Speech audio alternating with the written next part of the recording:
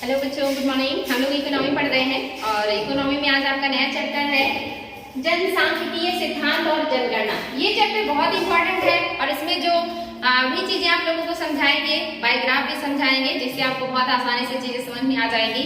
खास करके आपने मालथस का सिद्धांत देखा होगा, बहुत इंपॉर्टेंट है और ये हर एग्जाम में आता है कि मालथस का सिद्धांत क्या है जनसंख्या के बारे में। तो हम देखेंगे आज मालथस का सिद्धांत क्या है। तो सबसे पहले देखेंगे जनसंख्या किसे कहते हैं, जनसंख्या क्या है, क्या मतलब होता है जनसंख्या का। हम हमेशा पढ़ते हैं कि हमारे देश की जनसंख्या इतनी है, हमारे गांव की जनसंख्या इतनी है। तो जो जनसंख्या है उसमें हम क्या चीजें लेते हैं, तो हम देखेंगे अर्थशास्त्र में जनसंख्या का क्या मतलब है। अर्थशास्त्र में जनसंख्या को श्रम बल संसाधन के रूप में देखा जाता है, यानी कि अर्थशास्त्र में जनसंख्या को बुरा नहीं माना जाता। अगर जनसंख्या ठीक ठाक है और कार्य करने योग्य है तो उसे श्रम बल या मानव संसाधन समझा जाता है अर्थशास्त्र में। साथ ही आप देखेंगे कि जनसंख्या का आकार जितना ही बड़ा होता है श्रम बल उतना ही अधिक होता है। तो अर्थशास्त्र में माना जाता है कि अगर जनसंख्या ज्यादा है तो हमारे लिए बढ़िया है, क्योंकि वो हमारे लिए श्रम बल का कार्य करेगी, श्रम जो है शक्ति का काम करेगी, मानव संसाधन का काम करेगी। तो अर्थव्यवस्था में जनसंख्या का अधिक होना अच्छा माना जाता है। आगे देखते हैं बच्चों कि आगे क्या है, एक निश्चित भूभाग, मतलब ऐसा भूभाग जो निश्चित हो, जैसे एक गांव, एक शहर, एक जिला, एक राज्य, एक देश और एक महाद्वीप। ये मोस्टली एक निश्चित क्षेत्र है और यहाँ जो निवास करने वाले लोगों की संख्या है उसी को जनसंख्या कहते हैं। आप देखेंगे किसी स्कूल के बच्चों की संख्या को जनसंख्या नहीं कहते, बल्कि आपके स्कूल में कितनी बच्चों की संख्या है ये पूछा जाता है। आपके परिवार में कितने मेंबर हैं या मेंबर्स की संख्या कितनी है ये पूछा जाता है। कभी ये नहीं कहा जाता कि आपके परिवार की जनसंख्या कितनी है या आपके स्कूल की जनसंख्या कितनी है। तो जनसंख्या वर्ड जो है हम उपयोग करेंगे, गांव से शुरुआत करेंगे। सबसे छोटी इकाई जनसंख्या की गांव है, उसके बाद आपका शहर है, जिला है, फिर राज्य है, देश है और महाद्वीप। हम इन सब के लिए जनसंख्या वर्ड का उपयोग करेंगे। अगर हमें यहाँ के जनों की संख्या जाननी है तो हम वहाँ जनसंख्या शब्द का प्रयोग करेंगे। इसके अलावा और किसी भी जगह के लिए हम जनसंख्या शब्द का उपयोग नहीं करेंगे, बल्कि पूछेंगे कि कितनी संख्या है यहाँ पे लोगों की। तो यहाँ पे आप देखेंगे जनसंख्या का आकार जितना भी बड़ा उतना ही अच्छा अर्थशास्त्र में। और एक निश्चित भूभाग जो कि निश्चित होता है, चाहे वो गांव हो, शहर हो, जिला हो, राज्य हो, देश हो या महाद्वीप हो, यहाँ के निवासियों को या निवास करने वाले लोगों को ही हम कहेंगे जनसंख्या। आगे है बच्चों, भारत विश्व में दूसरा सर्वाधिक जनसंख्या वाला देश है। 17.5% टोटल जनसंख्या का हम जो है निर्वहन करते हैं, यानी कि आप चाइना के बाद देखेंगे इंडिया दूसरे नंबर का सबसे बड़ा जनसंख्या वाला देश है। लेकिन जिस तरह से भारत की जनसंख्या बढ़ रही है, आने वाले कुछ ही वर्षों में हम चाइना से भी आगे हो जाएंगे। और फिर किताबों में हम पढ़ेंगे कि विश्व का सबसे ज्यादा जनसंख्या वाला देश भारत है और ये दिन ज्यादा दूर नहीं है। जिस तरह से जनसंख्या बढ़ रहा है और इस पर कोई नियंत्रण नहीं है, इस तरह से हम एक दिन सबसे आगे निकल जाएंगे जनसंख्या के क्षेत्र में। तो उस समय हमारे किताबों में लिखा होगा कि इंडिया विश्व में सबसे अधिक जनसंख्या वाला देश है। तो हम विश्व की दूसरी सबसे बड़ी जनसंख्या रखते हैं। 17.5% जनसंख्या है हमारे यहाँ। ये इंपॉर्टेंट है, ये डाटा भी एग्जाम में आता है, इसलिए ध्यान देंगे। हालांकि लैंड के मामले में हम 7वें नंबर पे आते हैं, लेकिन जनसंख्या में हम सेकेंड स्थान पर हैं। 11 जुलाई 1987 को विश्व की जनसंख्या मतलब जो है ये हो गया था 5 अरब, यानी कि ये जो आपका 11 जुलाई है, हम इस दिन जनसंख्या दिवस के रूप में मनाते हैं। ये भी एग्जाम में आता है। क्यों मनाते हैं? क्योंकि 11 जुलाई 1987 को पूरे विश्व की जनसंख्या 5 अरब हो गई थी और उसके बाद जो यूएनओ है इसने लोगों को जागरूक करने के लिए, लोगों के बीच जागरूकता लाने के लिए कि जो जनसंख्या है उसे कंट्रोल करना चाहिए, जनसंख्या का ज्यादा बढ़ना हमारे लिए घातक हो सकता है। इस चीज की जागरूकता के लिए यूएनओ ने या यूएन ने 11 जुलाई से इसे जनसंख्या दिवस के रूप में मनाने की घोषणा की थी और तब से 11 जुलाई को जनसंख्या दिवस के रूप में मनाया जाता है। तो इम्पोर्टेंट डेट है। विश्व की जनसंख्या 5 अरब कब हुई है? तो ये हुआ है 11 जुलाई 1987 को। और क्यों मनाते हैं? क्योंकि अब हम लोगों को जागरूक करने का प्रयास कर रहे हैं कि अपनी जनसंख्या को कंट्रोल करें, क्योंकि ज्यादा जनसंख्या जो है वो घातक भी होता है। श्रम बल तो है, लेकिन तब तक श्रम बल है जब हम उसका उपयोग कर सकते हैं। अगर हमारे यहाँ जनसंख्या बहुत है लेकिन हम उसका उपयोग नहीं कर रहे हैं, उस मानव संसाधन का हमारे जीवन में उपयोग नहीं है, उसके दिमाग का, शारीरिक श्रम का, तो वो जनसंख्या हमारे लिए एक तरीके से बोझ है, हम उसे बस किसी तरह ढो रहे हैं। तो इसलिए जनसंख्या का अत्यधिक बढ़ना हमारे लिए बोझ हो जाता है, वो हमारे लिए श्रम बल नहीं रह जाता, क्योंकि विकासशील देशों में जनसंख्या का सही रूप से उपयोग नहीं हो पा रहा है, जिसकी वजह से जो जनसंख्या का एक तरीके से कहेंगे शारीरिक और मानसिक या कहिए दिमाग का जो यूज है वो ना होने की वजह से जो श्रम है मानव बल वो हमारे लिए बोझ बनता जा रहा है। तो बहुत ज्यादा जनसंख्या नहीं होना चाहिए, ये जो है बताने का प्रयास कर रहा है यूएनओ, और इसी ने 11 जुलाई को जनसंख्या दिवस के रूप में घोषणा किया है। अब हम देखेंगे जनसंख्या से संबंधित सिद्धांत। कुछ सिद्धांत हैं जो जनसंख्या के बारे में बताते हैं कि कौन सी जनसंख्या अच्छी होती है और किस तरह की जनसंख्या होनी चाहिए, इसके बारे में माल्थस का क्या सिद्धांत है।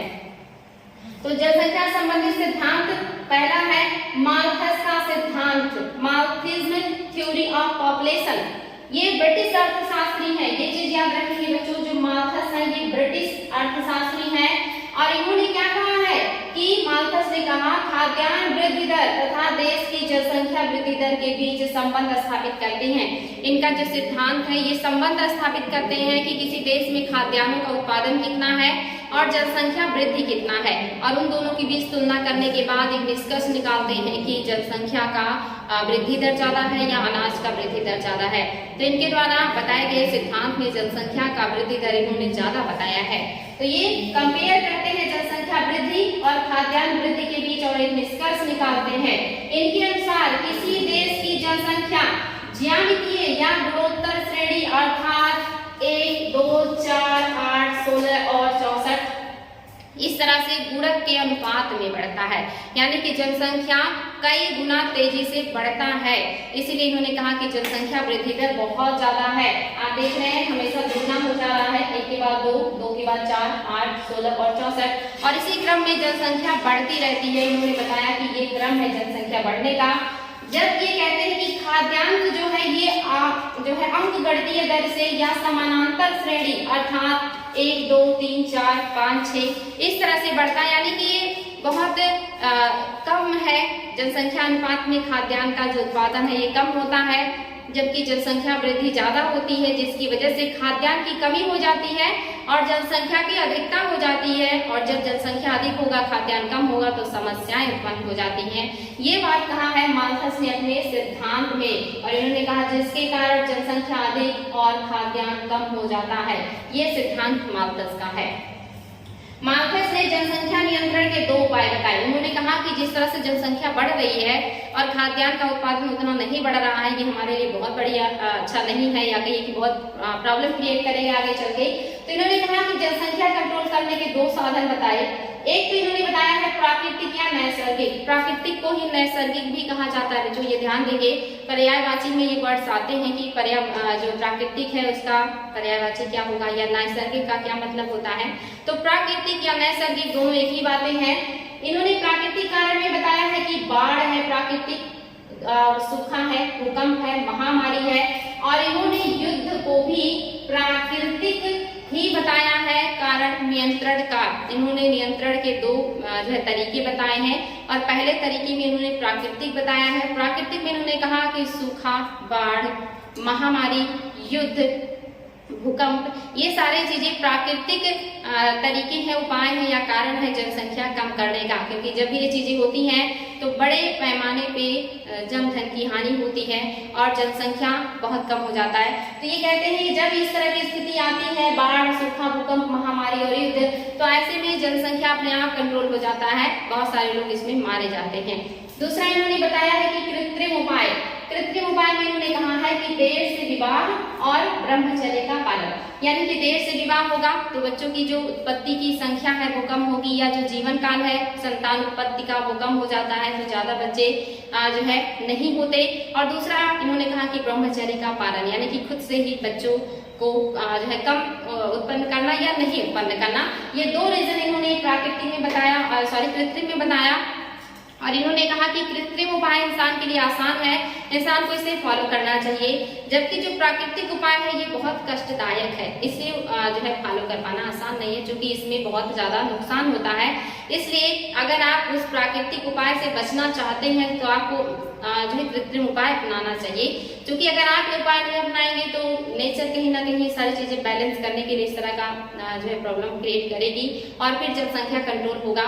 इससे अच्छा है कि आप कृत्रिम उपाय को अपनाएं और जनसंख्या को कम रखें, ताकि जनसंख्या कम होगी तो उसकी शिक्षा, स्वास्थ्य और बाकी चीजों का अच्छे से हो पाएगा और जो जीवन है वो बढ़िया होगा। तो इस तरह से इन्होंने बताया कि दो तरीके हैं आप जनसंख्या को कंट्रोल करने का, एक तो प्राकृतिक है और दूसरा कृत्रिम है। वर्तमान में कोई भी देश या कोई भी ऐसा देश नहीं है जहां पर माल्थस के नियम को लागू किया जाता हो या जो माल्थस के नियम का जो है अनुसरण करता हुआ दिखे, यानी कि कोई भी ऐसा देश नहीं है जो माल्थस के नियम का अनुसरण करता हो। मोस्टली ऐसा क्यों है? क्योंकि जो माल्थस है ये कहते हैं जनसंख्या गुणक के आधार पर बढ़ती है, जबकि जो खाद्यान्न है ये अंक गणितीय आधार पर बढ़ता है। तो यहाँ पे बताया जाता है कि जो जनसंख्या है वो जितनी तेजी से बढ़ रही है उतनी ही तेजी से कृषि के क्षेत्र में अनुसंधान, प्रयोग और नई तकनीकी भी बढ़ रही है, जिसकी वजह से जो उत्पादन है ये भी दिनों दिन बढ़ रहा है और हम उत्पादन को जनसंख्या के जरूरत के अनुसार बढ़ाते जा रहे हैं, जिससे खाद्यान्न की कमी नहीं होती है। इसलिए इनका सिद्धांत जो है कहीं ना कहीं फॉलो नहीं किया जा रहा विश्व के देशों के द्वारा, क्योंकि वो अपनी तकनीकी, अपने अनुसंधान के द्वारा उत्पादन में दिनों दिन वृद्धि करते जा रहे हैं, यानी कि जनसंख्या की जरूरत के अकॉर्डिंग खाद्यान्न आपूर्ति भी हम अभी तक कर ले रहे हैं। लेकिन इनका सिद्धांत जो है किस क्षेत्र में प्रासंगिक है? तो इनका सिद्धांत एक तरीके से चेतावनी के रूप में हमारे लिए अच्छा है कि हम उससे समझ सकते हैं, सीख सकते हैं कि अत्यधिक जनसंख्या हमारे लिए बहुत हानिकारक है, तो हमें जनसंख्या को नहीं बढ़ाना चाहिए बल्कि उसे कंट्रोल करना चाहिए या उसे सामान्य रखने का प्रयास करना चाहिए। वही सारी चीजें मैंने आपको यहाँ पे बताया है जो आपके लिए काफी अच्छा है। हम ग्राफ के माध्यम से इस चीज को समझ सकते हैं कि माल्थस क्या चीज समझाना चाह रहे हैं। एक तरफ आप देख रहे हैं समय जो कि वर्ष के आधार पर है, यानी कि 1 वर्ष, 2 वर्ष, 3 वर्ष और 4 वर्ष, और दूसरी तरफ है आपकी मात्रा है, यानी कि जो वृद्धि दर है जनसंख्या का, यानी कि ये आपका जनसंख्या बढ़ने का रेशियो है और ये आपका खाद्यान्न बढ़ने का रेशियो है। तो यहाँ पे क्या कह रहे हैं कि जो 1 वर्ष है, यानी कि 1 वर्ष में जो जनसंख्या है ये 2 गुना हो जा रही है, 2 वर्ष में जो जनसंख्या है ये 4 गुना हो जा रही है, जबकि सही तरीका क्या है कि 1 वर्ष में जनसंख्या 1 गुना, 2 वर्ष में 2 गुना, 3 वर्ष में 3 गुना, 3 वर्ष में 3 गुना और 4 वर्ष में 4 गुना, इतना होना चाहिए। ये बैलेंसिंग जो है तरीका है कि आपका जो 1 है ये 1 पे जब आए, 2 जो है ये 2 पर जाए और 3 जब 3 पे जाए और जो 4 है ये जो आंकड़े हैं 4 से मैच हो, तो ये सही तरीका है बढ़ने का। लेकिन माल्थस के अनुसार जनसंख्या जो है दुगना या गुणक के आधार पे बढ़ रही है। 1 अगर 1 साल में खाद्यान्न बढ़ रहा है उससे दुगना जनसंख्या बढ़ रही है, 2 साल में जितना खाद्यान्न बढ़ रहा है उसका जो है आप देख रहे हैं 4 गुना बढ़ गई जनसंख्या, और तीसरे वर्ष में आप देख रहे हैं 8 गुना हो गया है, और अगर आप 4 में जाएंगे तो सीधे 16 हो जाएगा। तो ये माल्थस का सिद्धांत है, उन्होंने ये ग्राफ के माध्यम से इस तरह से समझाया है कि किस तरह से जनसंख्या बहुत तेजी से बढ़ते हुए जा रही है और जो खाद्यान्न है उसका उत्पादन बहुत तेज नहीं है। अगर ये इसके पैरेलल चले तो ठीक है, अगर पैरेलल नहीं चल रहा है तो ये ठीक नहीं है। ये है माल्थस का सिद्धांत जो उन्होंने बाईग्राफ में समझाया है। अब हम दूसरा देखेंगे जनसंख्या का अनुकूलतम सिद्धांत। माल्थस के सिद्धांत के बाद अनुकूलतम सिद्धांत क्या है? अनुकूलतम सिद्धांत में इस सिद्धांत के अनुसार जनसंख्या वृद्धि हमेशा हानिकारक नहीं होता है। ये जो अनुकूलतम सिद्धांत है ये कह रहा है कि जनसंख्या वृद्धि हमेशा हानिकारक नहीं होता है, जिस तरह से माल्थस महोदय कह रहे हैं इस तरह से जनसंख्या वृद्धि हमेशा हानिकारक नहीं है।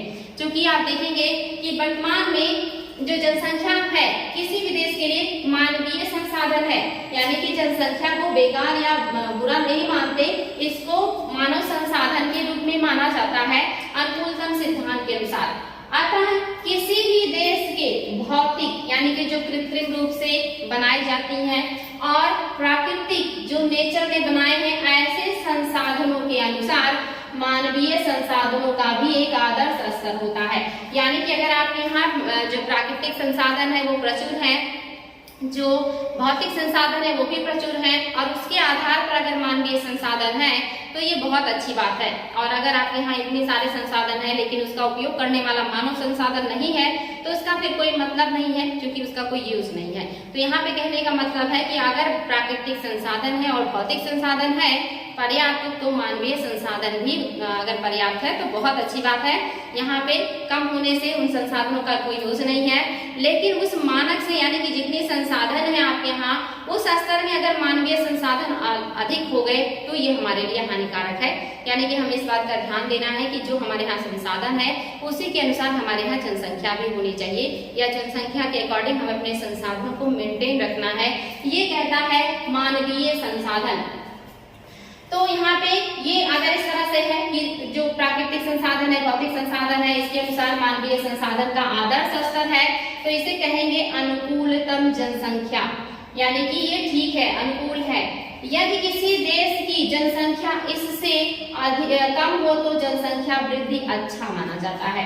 यानी कि अगर अनुकूलतम सिद्धांत के अकॉर्डिंग जो प्राकृतिक और भौतिक संसाधन है उसकी अपेक्षा मानवीय संसाधन कम है तो जनसंख्या वृद्धि को अच्छा माना जाता है कि जनसंख्या वृद्धि होना चाहिए ताकि वो इन सारी चीजों का उपयोग कर सके। इसे कहते हैं अनुकूलतम सिद्धांत। वो बायोग्राफ भी है यहाँ पे बना हुआ है। एक तरफ आप देख रहे हैं जनसंख्या और दूसरी तरफ देख रहे हैं प्रति व्यक्ति आय। तो यहाँ पे आप देखेंगे कि इसे माना गया है कि अगर ये जो लाइन है ये बीच से जा रही है और सीधी जा रही है तो बहुत अच्छा है, और इसका अगर झुकाव इधर हुआ तो इसका मतलब जनसंख्या बढ़ रही है, जनसंख्या अधिक है, यानी कि यहाँ पे जनसंख्या अधिक होगा जो कि अच्छा नहीं माना जाएगा। और अगर ग्राफ का झुकाव जनसंख्या अधिक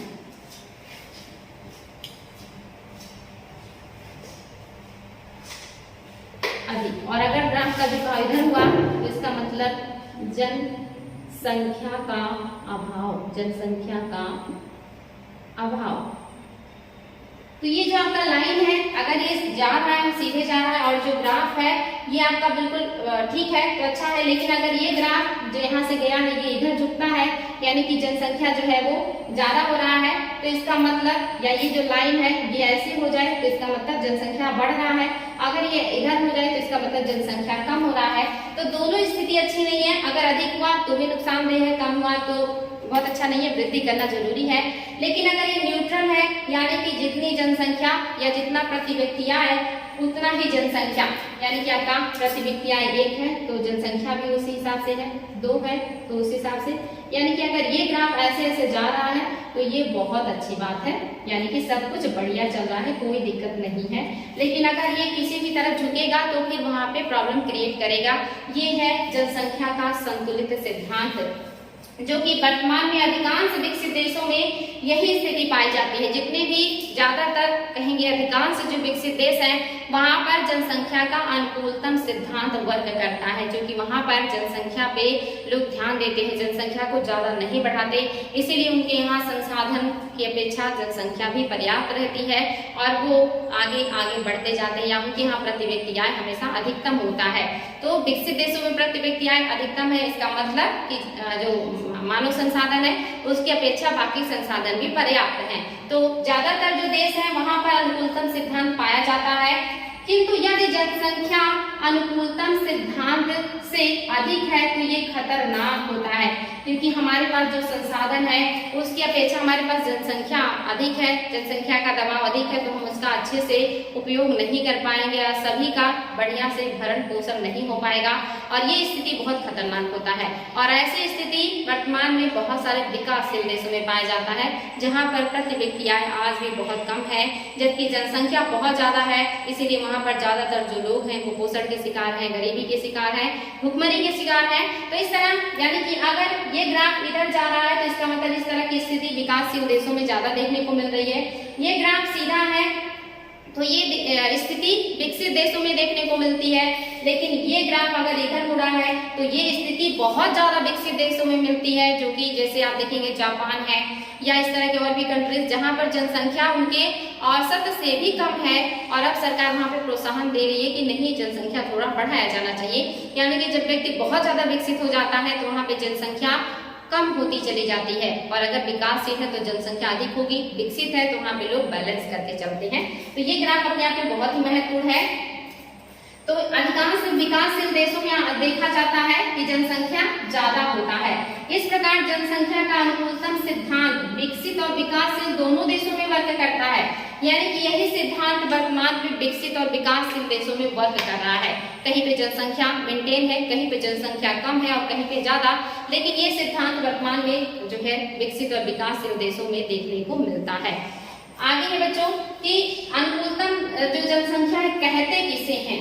किसी देश की अनुकूलतम जनसंख्या तब होती है जब उस देश का प्रति व्यक्ति आय उत्पादन से अधिक हो, यानी कि जो उत्पादन होता है उससे कहीं ज्यादा जो प्रति व्यक्ति आय है वो है, यानी कि अगर जनसंख्या है तो उनकी प्रति व्यक्ति आय भी बहुत ज्यादा है, यानी कि वहाँ पे सभी संसाधनों का बेहतर प्रयोग है और सभी व्यक्तियों के पहुंच में है ये सारे संसाधन, उसका उपयोग कर सकते हैं।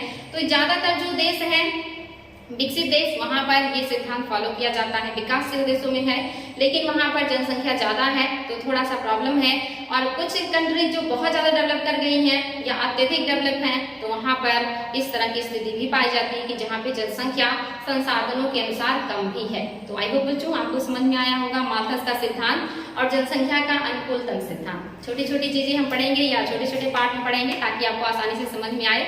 बहुत आसान है, ग्राफ भी देखिएगा और थ्योरी को देखिएगा, अच्छे से आसानी से समझ में आ जाएगा और आप लोगों को कभी नहीं भूलेगा। Thank you.